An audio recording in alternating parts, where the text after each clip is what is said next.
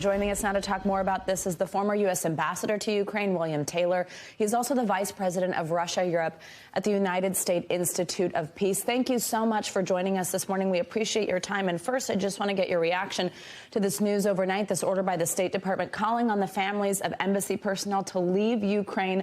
I'm wondering, do you think that's the right call? And I mean that in two ways, for the safety of the families, but also the message that it sends. And are you concerned that this could be the start of a broader winding down of staff within Ukraine?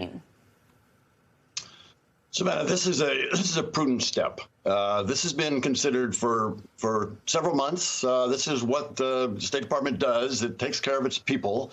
It's been thinking about how to respond to this and the continued threats by the Russians to invade or to take other very active steps against Ukraine is troubling and is something that the United States and the State Department have to take very seriously. So a step that will still allow the embassy to do its job. It will continue to provide the input and the intelligence and the ideas back to Washington and support the government of Ukraine. So it will be able to do its job, but it's taken prudent steps. I want to ask you about some things that you've written since Friday's meetings between Secretary Blinken and his Russian counterpart. This article for the United States Institute of Peace saying that diplomacy is one of the hopes for preventing a wider Russian invasion. Of course, we've heard a lot about that, this off-ramp of diplomacy. But in recent weeks, we've had several high and low-level meetings between U.S. and Russian officials, all of which all parties seem to even go into expecting no breakthrough. And then it seems that is, in fact, the case on the other side of them. So not much concrete progress. How would you like to see diplomacy work here? What does that path look like?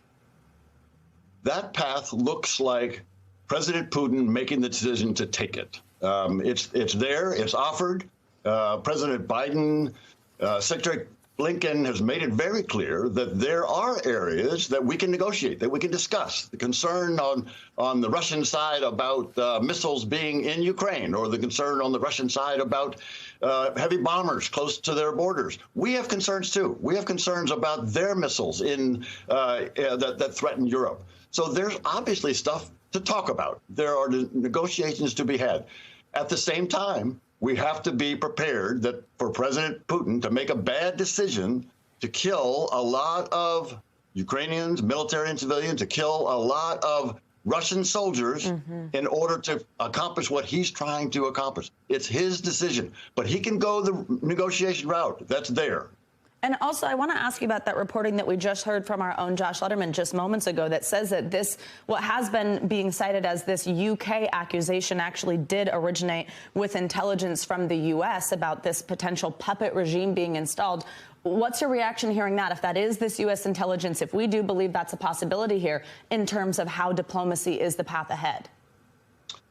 Savannah, the U.S. intelligence services and the British intelligence services and other intelligence services work very closely.